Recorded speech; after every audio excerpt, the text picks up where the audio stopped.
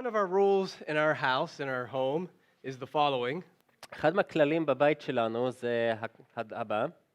Our children are not allowed to eat sweets whenever they want. לילדים שלנו אסור לאכול ממתקים מתי שבא להם. Another way to state this rule, דרך אחרת להגיד את הכלל הזה, they can only eat sweets when Abba or Ima says that they can eat sweets. מותר להם לאכול ממתקים רק שאמא ואבא מרשים להם. Now this rule has a footnote, לכלל הזה יש הערת שוליים.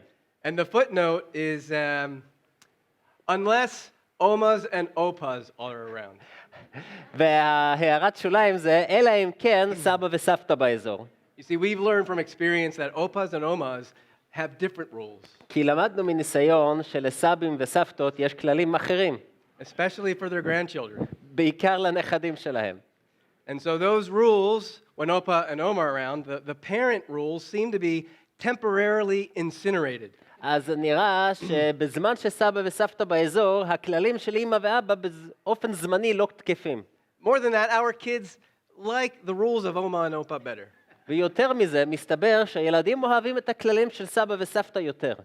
Now, the parental rules that we have are often violated, עכשיו, הכללים שיש לנו בתור הורים, קורה שמפרים אותם. with or without Oma and Opa. עם או בלי סבא וסבתא.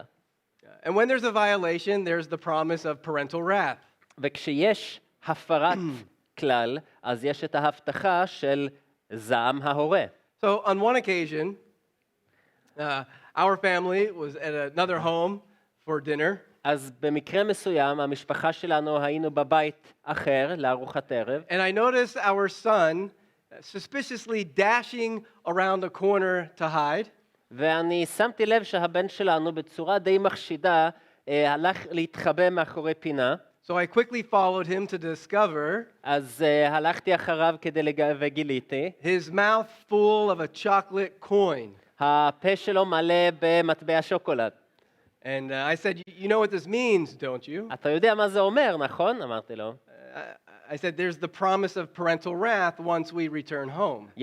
ואז יש את ההבטחה של זעם ההורה ברגע שחוזרים הביתה. Right? When we get home, son, parental wrath is going to visit you in the bedroom. כשאנחנו מגיעים הביתה, תהיה זעם הורה בבית, בחדר השינה. A few minutes later, כמה דקות לאחר מכן, he approaches me, הוא ניגש אליי, and he comes to me humble, and he says, Abba, it wasn't just one chocolate coin that I took. הוא בא אליי צנוע ואומר, אבא, זה לא לקחתי רק מטבע שוקולד אחד. And he pulls out from his pocket a handful overflowing with chocolate coins. והוא מוציא מהכיס שלו גוש של מטבעות שוקולד. And he gives them to me. והוא נותן לי אותם. And with his sincere confession, אז עם הווידוי הכנה שלו, Abba's wrath quickly turned to mercy and grace. אז הזעם של אבא מהר הפך להיות חסד ורחמים. Similarly, God allows himself to be influenced by humanity. בצורה דומה, אלוהים מרשה לעצמו להיות מושפע מהאנושות. In fact, human beings, yours and mine, our actions, our lives can influence the creator God of the universe. בעצם, החיים שלנו, שלך ושלי, יכולים להשפיע על החלטות בורא היקום. And at times, our lives, our actions result in real and significant eternal consequences. ולעיתים, ההחלטות שלי ושלך יכולים אפילו להגיע להשלכות שממשיכים לנצח. So the question I want to ask today and have the text answer is, how can you and I influence God? אז השאלה שאני רוצה לשאול היום, ושאנחנו נענה בו עם הטקסט שאנחנו נלמד, זה איך אני ואתה יכולים להשפיע על אלוהים. So let's go into the text of the Bible and look at one man whose life influenced God. אז בואו ניכנס לכתבי הקודש ונראה חיים של בן אדם אחד שהחיים שלו השפיעו על אלוהים. And I'm in Genesis chapter 8. אני נמצא בספר בראשית פרק 8, פרק ח'. And our passage is a short one, verses 20 to 22. והקטע שלנו הוא קצר, זה רק פסוקים 20 עד 22. Then Noah built an altar to the Lord, and he took of every clean animal and of every clean bird and offered burnt offerings on the altar. The Lord smelled the soothing aroma, and the Lord said to himself, I will never again curse the ground on account of man, for the intent of man's heart is evil from his youth. And I will never again destroy every living thing as I have done.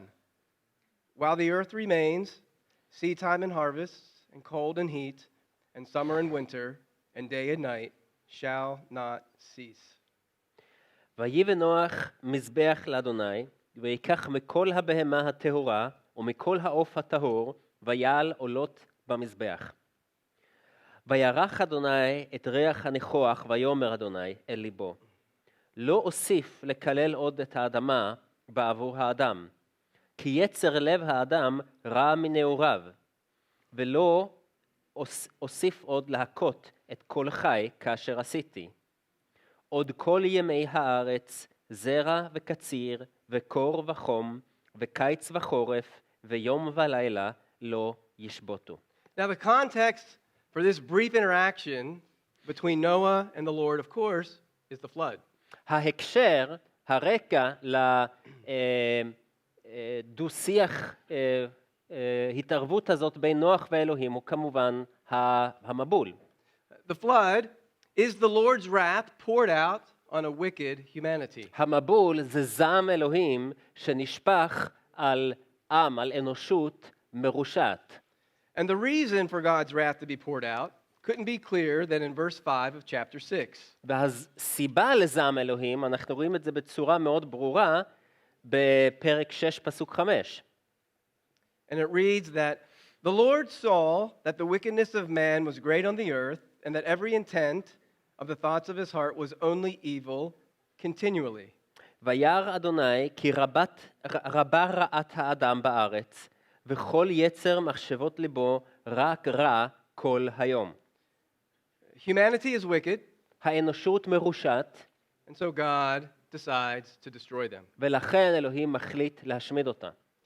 Now, at the same time that there's wrath, there's also the Lord's grace. אבל באותו זמן שיש זעם, יש גם את חסד אדוני. Grace saved Noah and his family. חסד הציל את נוח ומשפחתו. God's grace led to the deliverance from his wrath. החסד של אלוהים הוביל לישועה, להצלה מהזעם שלו. So after the waters recede, the first thing that we just read that Noah does in chapter 8 is worship the Lord. אז אחרי שהמים נסוגו, אנחנו רואים שהדבר הראשון שנוח עושה זה להלל את אלוהים. And his worship is described somewhat differently than that of Cain and Abel back in chapter 4. וההלל או התשבחות שלו מתוארים בצורה קצת שונה ממה שתוארו קין והבל יותר מוקדם. We learn that Noah builds an ark to the Lord. An altar. He does build an ark, but this here is an altar. אנחנו רואים שנוח בונה מזבח לאלוהים. This is the first mention of altar in the Bible. זוהי האזכור הראשון בתנ"ך של בניית מזבח. In the Old Testament, there are primarily two types. There's the open air altar, like Noah. בתנ"ך אנחנו רואים בעיקר שני סוגים של מזבחות. יש את המזבח בחוץ באוויר הפתוח, כמו מה שנוח בנה. And then there's the altar that's attached to the temple, the house of the Lord. ואז יש את המזבח שקשור לבית המקדש, לבית אלוהים. Several people in the Old Testament build these types of altars that Noah built. אנשים מרובים לאורך התנ"ך בונים מזבחות כאלה כמו מה שנוח בונה כאן. Abraham, Jacob, Moses, Gideon, several others.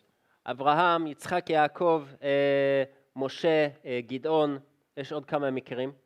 Now, something else that Noah does, he offers animal sacrifices. עוד משהו שנוח עושה זה להקריב קורבנות של חיות. And specifically, we're told that there's a distinction between clean and unclean animals. ואנחנו רואים גם שיש הבדל בין חיות טהורות וחיות לא טהורות, חיות טמאות.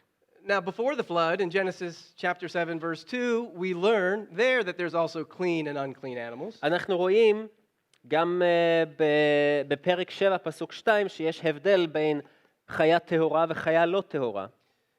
God tells Noah, "You shall take with you of every clean animal by sevens, a male and female, and of the animals that are not clean, two, a male and his female." כתוב, מכל הבהמה הטהורה תיקח לך 7 איש ואשתו, ומהבהמה אשר לא טהורה היא 2 איש ואשתו. So before the flood, Noah knew the distinction between unclean and clean animals. אז לפני המבול נוח הכיר את ההבדל בין חיות טהורות ולא טהורות. But we're not told when he found out or how he found out. אבל לא נאמר לנו מתי הוא גילה ואיך הוא גילה את זה. It's only later in the Mosaic Law do we, the readers, find out the distinction between clean and unclean animals. רק יותר מאוחר, בספר ויקרא, בברית סיני, אנחנו לומדים את ההבדל שאלוהים עושה בין חיות טהורות וטמאות. But here the point in Genesis 7 and 8 is that only clean animals are worthy for sacrifice to the Lord. אבל כאן בפרק 7 ו8 אנחנו לומדים שרק חיות טהורות הם זבח ראוי לזבוח לאלוהים. There's a third description of Noah's worship, יש עוד תיאור שלישי על מה נוח עשה, and that's the name for the sacrifices. וזה השם של סוג הקורבן שהוא עושה. When we were in Genesis 4 with Cain and Abel, we learned that both of those sacrifices were called a mincha. בבראשית ד', כשאנחנו קוראים על קין והבל, כתוב שהקורבן שהם עושים זה היה נקרא מנחה. Those offerings were a gift, a tribute to the Lord. מנחה זה מתנה, זה היה סוג של מתנה לאלוהים מה שהם נתנו. Noah's offerings are called something different. It's called an olot. אבל על נוח כתוב שהוא מעלה עולות לאלוהים. Translated over to English as burnt offerings. מתרגמים את זה לשפות אחרות, עולות לקורבן שנשרף, כי העולה זה אומר שהכל כביכול עולה לאלוהים, הכל נשרף כליל. So this term olot comes from a verb, olah.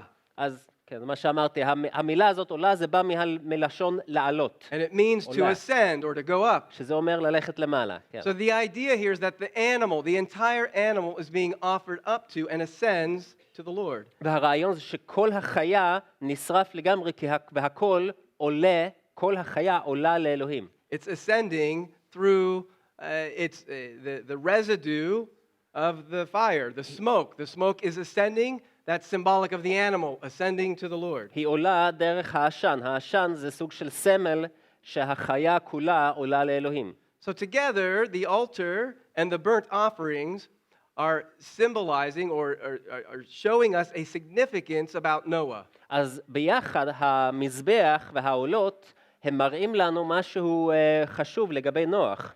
By sacrificing the entire set of clean animals, it's indicative of Noah's total surrender to the Lord. שהוא מקריב קורבנות של כל החיות, של החיות טהורות, זה מראה לנו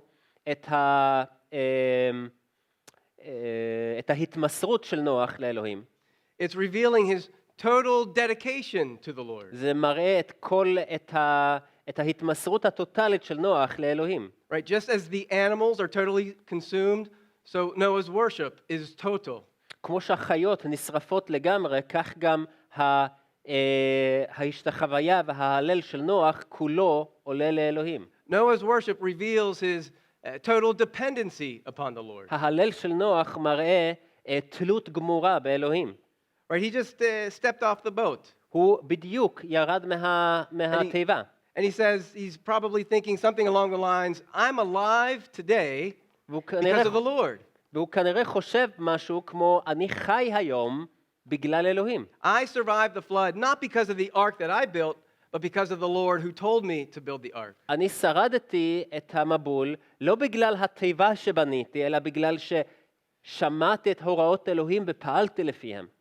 So Noah's offering, Noah's sacrifices are indicative of his total surrender, his total dedication, and his total dependence on the creator God of the universe. אז הקורבן של נוח מראה את ההתמסרות ואת התלות הגמורה שלו בבורא העולם. So this is what Noah does. That's verse 20 of chapter 8. אז זה מה שנוח עושה, ואת זה אנחנו רואים בפסוק 20. Now we want to see how does his worship influence God? עכשיו בואו נראה איך ההלל שלו, איך הדרך שבו הוא מהלל את אלוהים, איך זה משפיע על אלוהים עצמו. So verse 21 it says, the first thing we learn the Lord smelled the soothing aroma. אז דבר ראשון שאנחנו רואים בפסוק 21, וירח אדוני את ריח הניחוח. Literally, the Hebrew would read, the Lord smelled the smell that's pleasing. שזה אומר בפירוש הוא הריח את הריח שעושה טוב, הניחוח. What Noah did brought pleasure to the Lord. מה שנוח עשה גרם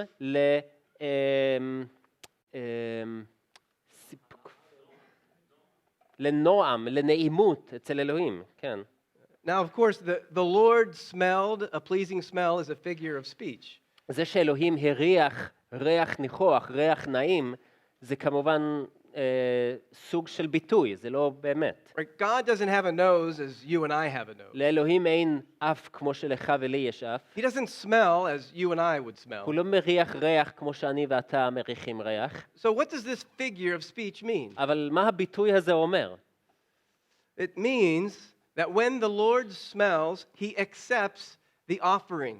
זה אומר שכשהוא מריח, זה אומר שהוא מקבל את הקורבן. It means when the Lord smells, he accepts the offerer. זה אומר שהוא מקבל את המקריב. So the Lord is accepting Noah's worship and the Lord is accepting Noah. אז אלוהים מקבל את ההלל של נוח והוא מקבל את נוח. When the Lord refuses to smell, he's rejecting the offerings and he's rejecting those who give them. כשכתוב שהוא לא מריח את הריח, זה אומר שהוא מסרב ושהוא דוחה את ההלל ואת מי שמהלל. And the Lord predicts this regarding his people Israel. ואלוהים כבר יודע את זה, הוא אומר את זה מראש לגבי עמו ישראל. Look at Leviticus 26:31. תראו למשל בספר ויקרא, פרק 26, Leviticus 26, פרק 26, פרק Verse כ"ו, 31. פסוק 31. When Israel will be unfaithful to the Mosaic covenant, there's a list of things that God will do, and here is one description in verse 31. I will lay waste your cities as well, make your sanctuaries desolate. I will not smell your soothing aromas. זה נבואה שאלוהים אומר, זה מה שאני הולך לעשות כאשר תתחילו להפר את בריתי, והוא אומר, ונתתי את הרחם חורבה, והשימות את מקדשכם, ולא אריח בריח ניחוחכם. Right? They stink. הם מסריחים לי. Unfaithfulness stinks. חוסר נאמנות מסריח. Israel's unfaithfulness smelled like the beginning of chapter 6 when the world was, to use a parental idiom that everybody will understand, a poopy diaper. כשעם ישראל לא נאמן, זה כמו בתחילת בראשית ו', זה מסריח לאלוהים, זה כמו שכל הורה מכיר את הסירחון של חיתול עם קקי. And what must parents do with a poopy diaper? מה הורים אמורים לעשות עם חיתול של They have קקי? to change it. צריך להחליף. That's what God is doing to the poopy diaper that surrounds his creation in Genesis 6. בבראשית ו' יש, זה כמו חיתול של קקי, ואלוהים מוריד את האסלה, הוא מוריד את המים ונפטר מכל זה. But then here in our passage, Noah offers a sacrifice that's pleasing to the Lord. אבל כאן בסוף פרק 8, אנחנו רואים שנוח מעלה ריח ניחוח לאדוני. So Noah's worship influenced the Lord. אז ההלל של נוח משפיע על אלוהים. So what is the outcome of Noah's worship? What does that influence on the Lord look like? ומה התוצאה, איך ההשפעה של נוח על אלוהים ואיך זה משפיע עליו? And his worship leads to two promises that we read in verse 21. וזה מוביל לשתי הבטחות שאנחנו רואים בפסוק 21. So the Lord receives pleasure. The Lord smelled the soothing aroma, and then the Lord said, notice, he says it to himself. He's now not speaking to Noah. Noah doesn't hear these promises. Only the Lord speaks to himself. אז הוא מרגיש את ריח הניחוח, הוא מריח את זה, והוא אומר לעצמו, ויאמר אדוני אל ליבו, כלומר הוא לא אומר את זה לנוח, אף אחד אחר לא שומע את זה, זה משהו שאלוהים אומר לעצמו. And he says, I will never again curse the ground on account of man. For the intent of man's heart is evil from his youth. Here comes the second promise. And I will never again destroy every living thing as I have done. הוא אומר, לא אוסיף לקלל עוד את האדמה בעבור האדם, כי יצר לב האדם רע מנעוריו, והנה ההבטחה השנייה, ולא אוסיף עוד להכות את כל חי כאשר עשיתי. So the first promise is that the Lord promises not to curse the ground on account of humanity. אז ההבטחה הראשונה זה שאלוהים אומר שהוא לא יוסיף לקלל עוד את האדמה בעבור האדם. Now the term for curse here is not the same word for curse in Genesis 3. עכשיו המילה פה לקלל זה לא אותה מילה כמו שאנחנו רואים בבראשית פרק 3, איפה שכתוב ארור. The Lord is not reversing the curse here. הוא לא מחזיר את הכללה שהוא נתן בבראשית ג'. The promise is that God won't add to the curse as he just did in Genesis 6, 7, and 8 with the ההבטחה flood. פה זה שהוא לא יוסיף לכללה שכבר יש על האדמה, הוא לא יוסיף כללה נוספת כמו שהוא עשה בבראשית ו'. The second promise is that the Lord will never again destroy every living thing as he just did. ההבטחה השנייה זה שהוא לא יוסיף עוד להכות את כל חי כאשר עשה. Specifically, what this means is he promises not to flood the earth again. מה שזה אומר ספציפית זה שהוא מבטיח לא להביא מבול על העולם שוב. The Lord is not saying there's no more judgment and there's no more wrath. אלוהים לא אומר שאין יותר משפט ואין יותר זעם. The Lord will judge in the future. There will be a future wrath. הוא כן ישפוט בעתיד, כן הולך להיות זעם אלוהים בעתיד. He's simply promising not to do it in the same way as he just did. הוא פשוט מבטיח לא לעשות את זה באותה צורה כמו שהוא עשה הרגע. So what do those promises look like? The outcome of those promises. אז איך ההבטחות האלה נראים? איך זה מתבטא בפועל? And that there's a snapshot of it there in verse 22. ואנחנו רואים סוג של תמונה של זה בפסוק 22. While the earth remains, then you have this series of 4 pairs, day and night, seed time, harvest, etc. All of those things will not cease. כל עוד ימי הארץ, כלומר כל עוד כדור הארץ עומד במקומו, הולך להיות לא ישבתו, לא יפסיקו 4 הדברים האלה, ואז הוא מביא את 4 הזוגות של זרע קציר, קור חום, קיץ חורף, יום ולילה. Verse 22 is revealing to us the reestablishment and the ongoing maintenance of the order in creation by God. פסוק 22 מראה לנו איך אלוהים מייצב ומחזיר את היציבות ואת התקן הקבוע של הבריאה. Okay, so Noah departs from the ark, builds an altar, offers clean sacrifices. The result is these 2 promises by God. אז נוח יוצא מהתיבה, הוא בונה מזבח, מהלל את אלוהים, נותן לו עולות, והתוצאה זה ההבטחות האלה מאלוהים. Now, I want to try to help us see how significant this is. If you turn back to Genesis 6, verse 7, אני רוצה שנבין כמה שהדבר הזה חשוב. אם אנחנו חוזרים לפרק 6, פסוק 7, in verse 7, the Lord says, the Lord said, I will blot out humanity whom I have created from the face of the land. בפסוק 7, אלוהים אומר, אמחה את האדם אשר בראתי מעל פני האדמה. Right, so the Lord is resolute to destroy.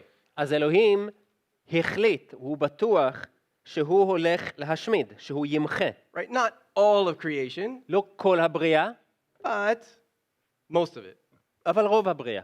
Only those on the ark will survive. רק האנשים על התיבה ישרדו. And what's the reason? ומה הסיבה? We've mentioned it before, but to highlight this in light of what Noah does, אמרנו את זה בעבר, אבל לאור מה שנוח עשה, בואו נדגיש את זה שוב. the reason for God's wrath is verse 5. הסיבה לזעם אלוהים הוא בפסוק 5. Right? It's the wickedness of man. רעת האדם. Okay, so back in Genesis 8, what is the reason for the 2 promises? אוקיי, אז אם נחזור לפרק 8, מה הסיבה לשתי ההבטחות האלה? It is sandwiched between the promises of verse 21 הם נמצאים בין ההבטחות בפסוק and 21. between those 2 promises we read for, it's the Hebrew key, often causal, so it could be cause, for the intent of man's heart is evil from his youth. אז הסיבה להבטחות של אלוהים בעצם נמצא בין שתי ההבטחות בפסוק 21, ואנחנו רואים שזה הסיבה כי זה מתחיל עם המילה כי. כתוב, כי יצר לב האדם רע מנעוריו. This is to say, the reason for God's wrath is the wickedness of humanity. זה אומר, סיבת זעם אלוהים זה הרוע של האנושות. In chapter 8, the reason that God will not destroy, that his wrath is going to be withheld or delayed, is because of the wickedness of humanity. אבל בפרק 8 אנחנו רואים שהרוע לב האדם זה הסיבה שאלוהים ימנע את זעמו וישאיר את זה מאחור, כאילו הוא ידחה את זה. You see, the sin nature of humanity didn't change after the flood. כי הטבע החוטא של האדם לא השתנה בגלל המבול. The flood did not remove human sin and depravity. המבול לא הסיר את החטא ואת החוסר יכולת של האדם לחיות חיים קדושים. The flood didn't change humanity. המבול לא שינה את האנושות. Sin is, if we can say it this way, alive. חטא עדיין, אם אפשר להגיד ככה, חטא עדיין חי. More than that, Noah's sacrifices didn't change the constitution of human nature. יותר מזה, הקורבן של נוח לא שינה את טבע האדם. Noah's worship did not make humanity more righteous or more worthy of God's favor. הקורבן של נוח לא עשה את האנושות יותר טובה או יותר מגיע להם את חסד אלוהים. Before the flood and after the flood, humanity is still deserving of God's wrath. גם לפני המבול וגם אחרי המבול, האנושות עדיין מגיע לה זעם אלוהים. The two promises in verse 21 indicate that God will not punish the punishable. אבל שתי ההבטחות בפסוק 21 אומר שאלוהים כבר לא יעניש את מה שמגיע לו עונש. God is promising to himself אלוהים that I will not give humanity what they deserve. אלוהים מבטיח לעצמו, אני לא אתן לאנושות את מה שמגיע לה. Why does God extend this grace? למה אלוהים מחליט על החסד הזה?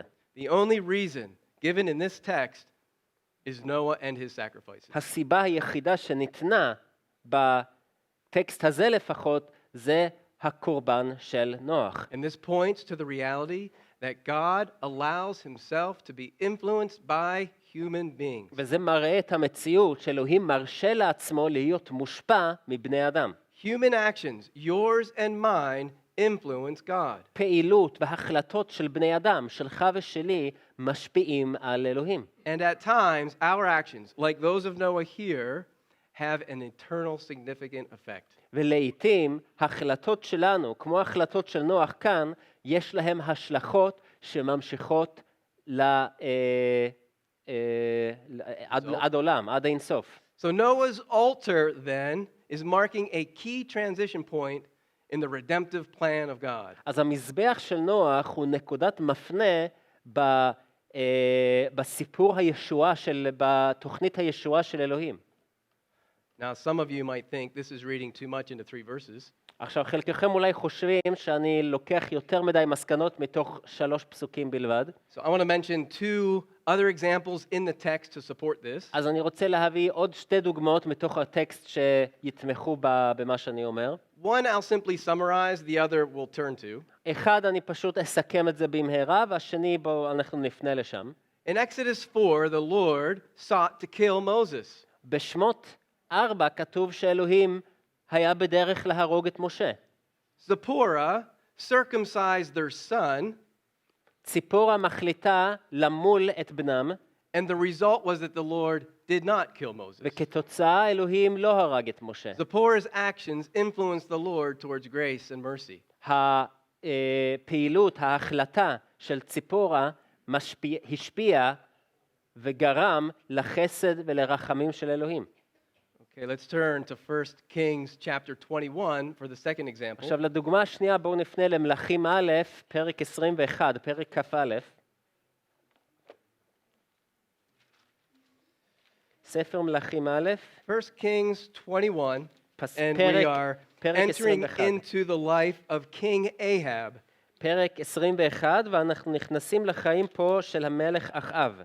Now let's read the very nice biographical summary of Ahab. בואו נסכם את הסיכום ביוגרפי נחמד על אחאב. It's verses 25 and 26 of chapter 1 of 1 Kings.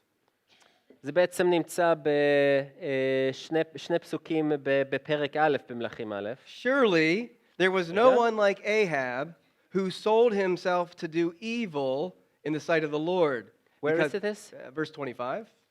In... 1 Kings 21. אוקיי, סליחה, זה בפרק כ"א, פסוק 25. I'll start again, verse 25. Surely there was no one like Ahab who sold himself to do evil in the sight of the Lord because, right, here's his wonderful wife, Jezebel, his wife, incited him. רק לא היה כאחאב, אשר התמכר לעשות הרע בעיני אדוני, אשר הסיתה אותו איזבל אשתו. Verse 26. He acted very abominably in following idols, according to all that the Amorites had done, whom the Lord cast out before the sons of Israel. בפסוק 26 גם, ויתאב מאוד ללכת אחרי הגילולים, ככל אשר עשו האמורי, אשר הוריש אדוני מפני בני ישראל.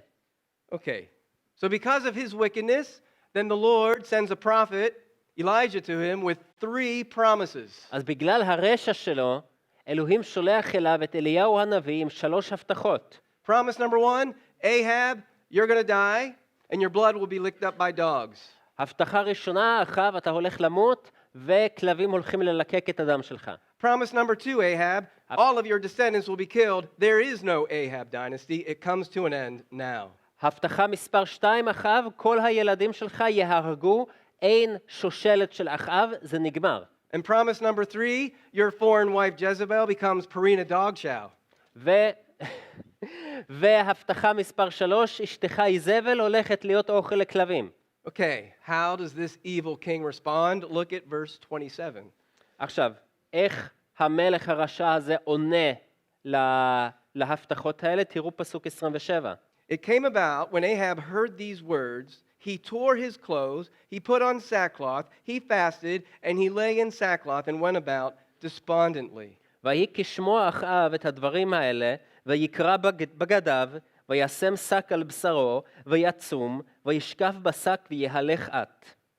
And verse 29 is the Lord's response to this evil king. ואז בפסוק 29 יש את התגובה של אלוהים לתגובה The שלו. Lord speaks to Elijah. Do you see how Ahab has humbled himself before me? Because he humbled himself before me, I will not bring the evil in his days, but I will bring the evil upon his house in his son's days. אז מה אלוהים אומר לאליהו? הוא אומר, הראית כי נכנע אחאב מלפני? יען כי נכנע מפני, לא אביא הרעה בימיו, אלא בימי בנו אביא הרעה על ביתו. Ahab deserved God's immediate wrath. לאחאב הגיע לקבל את זעם אלוהים מיד. His response to these promises influenced God to delay immediate outpouring of his wrath. אבל התגובה שלו למה שאלוהים אמר לו, גרם לאלוהים, השפיע על אלוהים וגרם לאלוהים לדחות את הזעם המיידי שהגיע לו. You see, human actions influence God. אז אנחנו רואים שהחלטות ופעילות של בני אדם משפיעות על אלוהים. So how about you? אז מה איתך? And how about me? ומה איתי? How can you and I influence God? איך אתה, את ואני יכולים להשפיע על אלוהים? Well, we need to start with this preliminary idea that, like Noah, we have to offer up to the Lord a clean sacrifice. קודם כל אנחנו צריכים להחליט לעשות כמו נוח ולתת לו קורבן טהור. And that begins with God's Son, Jesus Christ. וזה מתחיל עם בנו, עם ישוע המשיח. You see, Old Testament worshipers never ultimately satisfied God. כי אנחנו צריכים להבין שההלל בתנ"ך, לפני שהגיע ישוע, אף פעם לא באמת סיפק את אלוהים עד הסוף. They did not ever fully, completely satisfy God's wrath. כי הם אף פעם לא בצורה מלאה כיסו על זעם אלוהים. Noah's sacrifices were temporarily effective. הקורבנות של נוח היה להם השפעה זמנית בלבד. Noah's one-time sacrifice anticipated the daily sacrifices of the Mosaic law. הקורבן החד פעמי של נוח היה טעימת דגימה מראש על מה שהולך להיות מערכת הקורבנות של הלוויים בבית המקדש. And together, they anticipate the one full atoning work of Jesus Christ at the cross. והם ביחד, כל המערכת הקורבנות הלוויית, ציפו וניבאו והיו סמל לקורבן האולטימטיבי שאלוהים ישלח עם בנו על הצלב. Let's go to Hebrews chapter 10. בואו נלך לאיגרת אל העברים, פרק י', פרק 10. Hebrews chapter 10 puts it very clearly. אל העברים, פרק 10, פרק י', אומר את זה בצורה מאוד ברורה, And I'm looking at verse 10. ואני קורא בפסוק 10. By this will we have been sanctified through the offering of the body of Jesus Christ once and for all. ובאותו הרצון מקודשים אנחנו על ידי הקרבת גופו של ישוע המשיח פעם אחת ולתמיד. Verse 14. ובפסוק 14, For by one offering he has perfected for all time those who are sanctified. שכן בקורבן אחד השלים לתמיד את המקודשים. For all time. לתמיד. Jesus' sacrifice is ultimate. הקורבן של ישוע הוא אולטימטיבי, הוא סופי. It's complete. It's final. הוא מושלם, הוא סופי. One sacrifice for all. קורבן אחד לתמיד. Jesus' sacrifice does what Noah's sacrifices could not. הקורבן של ישוע על הצלב עשה את מה שהקורבן של נוח לא היה יכול לעשות. Jesus ultimately satisfied God's wrath. הוא סיפק בצורה סופית את זעם אלוהים. You see, Noah was a wicked sinner. כלומר, כי נוח היה חוטא. We're told that he was righteous, and that's on the basis of his faith in God. נאמר לנו שהוא היה צדיק, אבל הוא היה צדיק על בסיס אמונתו באלוהים.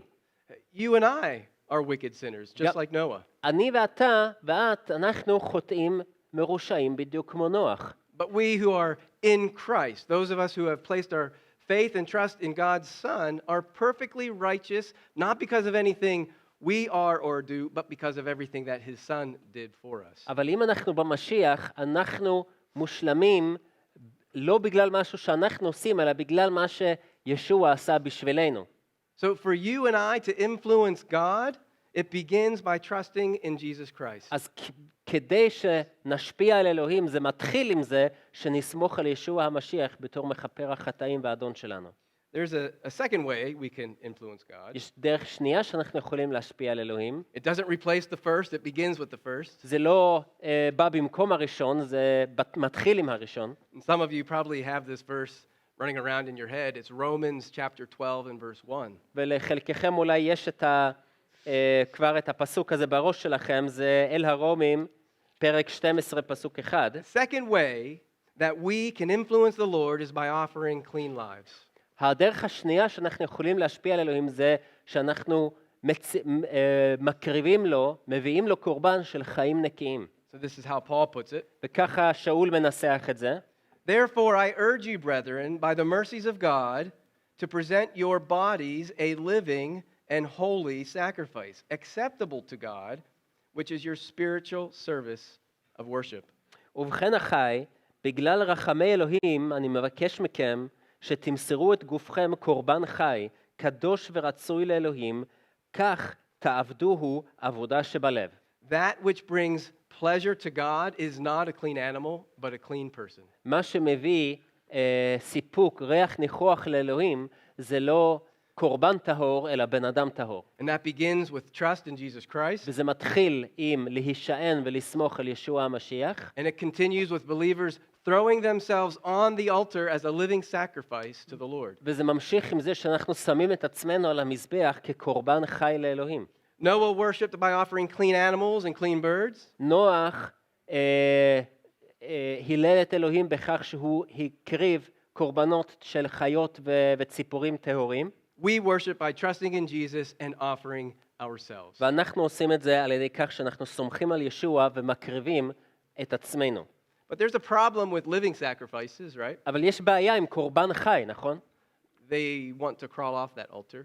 הקורבנות החיים רוצים לרדת מהמזבח. So where is your life? אז איפה החיים שלך? Is your life on the altar to the Lord, or has it crawled off the altar to the Lord? האם החיים שלך עדיין על המזבח בשביל האדון, או שהוא ניסה לזחול החוצה מהמזבח ולעזוב? That's a little bit of an abstract idea that Paul just taught us. מה ששאול אומר פה זה רעיון קצת, מה? מופשט. So what does Paul mean? What does that look like for a believer to offer his life as a living sacrifice? אבל למה הוא מתכוון? איך זה נראה שמאמין מוסר את החיים שלו כקורבן חי? What does it mean to have our bodies a living sacrifice on the altar? מה זה אומר שהגוף שלנו צריך להיות קורבן חי על המזבח? Well, certainly the rest of Romans from 12 to the end unpacks that idea. טוב, קודם כל, האיגרת אל הרומים, מפרק 12 עד סוף האיגרת, בעצם נכנס לתוך הרעיון ומסביר את זה. But I'm going to summarize it by going back to Hebrews. אבל אני אסכם את זה באמצעות האיגרת אל העברים, אני אחזור לשם. So there are two ways to kind of take this abstract idea of putting ourselves onto the altar as a living sacrifice, two ways to make that a little bit practical. יש שתי דרכים שקצת יותר פרקטית של איך אנחנו שמים את עצמנו על המזבח הזה. In Hebrews chapter 13, באל העברים בפרק 13, פרק י"ג, look at verse 15. תראו פסוק 15, מה כתוב שם. Through him, through God, through Jesus, then, let us continually offer up a sacrifice of praise to God. That is, the fruit of lips that give thanks to his name. לכן בכל עת נקריבה בתיווכו זבח תודה לאלוהים, כלומר פרי שפתיים המודות לשמו. So how do you and I know if our life is on the altar to אז the Lord? איך אני ואתה ואת, איך אנחנו יודעים שהחיים שלנו הוא על המזבח קורבן לאלוהים? Well, one way to do it is to examine your prayer life. דרך אחת זה לבחון את חיי התפילה שלך. On a scale from 1 to 10, with 1 being practically no prayer, what number would you give yourself? בסקאלה, בסולם מ-1 עד 10, כשאחד זה בלי תפילות בכלל בחיים שלך, איפה היית שם את עצמך? And then you can ask, what would your spouse give you? ואז תשאל את For those who עצמך are איזה ציון אשתך או בעליך היו נותנים לך. You know, and when we think about prayer, I'm not suggesting for the moment anything like that I've seen in some evangelical traditions. וכשאני מדבר על תפילה, אני לא חושב אפילו לרגע על משהו שאני ראיתי במסורות אבנגליות מסוימות. Some traditions in prayer demand things of God. יש תרבויות ומסורות איפה שבתפילות שלהם הם דורשים דברים מאלוהים. As though we can control God. כאילו שאנחנו יכולים לשלוט על אלוהים. We don't control God. אנחנו לא שולטים על אלוהים. Some people have talked about it as a vending machine God. You just punch in what you want to get out of it what you want. יש אנשים שאומרים שזאת אמונה באלוהים שהוא בעצם מכונה שאתה לוחץ מה אתה רוצה ומקבל. Or, right, you've heard probably the familiar expression, the Santa Claus type of God. אולי שמעתם את הביטוי של האלוהים שהוא כמו סנטה קלאוס. You know, there's a fine line between coming to the throne of grace with confidence versus coming to it with arrogance and I'm going to get what I want because you've promised it, Lord. יש גבול דק בין לבוא לפניו בשמחה, הודיה וביטחון, לעומת לבוא אליו ביהירות ודרישות, ומגיע לי כי הבטחת. So when you pray, how do you approach God's throne? אז כשאתה מתפלל, איך אתה מתקרב לכס האלוהים? And on that scale of 1 to 10, where would you put yourself? וגם כן, בסולם מ-1 עד 10, איפה היית שם את עצמך? That's a good evaluative parameter to know whether you're a living sacrifice on the altar or the sacrifice that has crawled off. זוהי דרך טובה למדוד איפה אתה על המזבח הזה, האם אתה קורבן על אותו מזבח, או שאתה קורבן שניסה לברוח, שזחל החוצה מהמזבח. Well, there's another way to offer ourselves as a living sacrifice. יש דרך נוספת להציע את עצמנו כקורבן חי, And that's in verse 16 of the same chapter. וזה בפסוק 16 באותו פרק, איפה שהיינו, באל The העברים 13. author says, "Do not neglect doing good and sharing, for with such sacrifices God is pleased." ואל תשכחו לגמול חסד ולשתף את הזולת באשר לכם, כי זבחים כאלה יערבו לאלוהים. So believers give God pleasure by doing good works. כי אז מאמינים נותנים נעימות לאלוהים כשאנחנו עושים מעשים טובים. How are you doing in this area? איך אתה בתחום הזה? On a scale from 1 to 10, with 1 being practically no good works, what number would you give yourself? בין 1 ל-10, כשאחד זה בעצם שום מעשים טובים, איפה היית שם את עצמך? Well, let's summarize what we've kind of covered here this morning. בואו נסכם את מה שאמרנו פה הבוקר. We've seen that human beings can influence God. ראינו שבני אדם אנחנו יכולים להשפיע על אלוהים. On the one hand, human beings can offer up a stench to the Lord. מצד אחד, בני אנוש אנחנו יכולים להביא ריח סירחון לאלוהים. Right? An unfaithful life, a wicked life, is a stench in the Lord's nostrils. חיים רעים, חיים מרושעים, שהם לא, הם חיים של סירחון, שלא מביאים ריח ניחוח לאלוהים. Or, as in the case of Noah, we've seen that a human being can bring pleasure to the Lord. או, כמו שראינו במקרה של נוח, בני אנוש יכולים גם להביא ריח ניחוח, להביא נעימות לאלוהים. In response to the stench, God's wrath is poured out. כתגובה לסירחון, זעם אלוהים נשפך. In response to the pleasure that he received from Noah, he makes a promise not to pour out his wrath immediately. כתגובה לנעימות, הוא מקבל את ההחלטה למנוע ולא מיד לשפוך את זעמו שמגיע.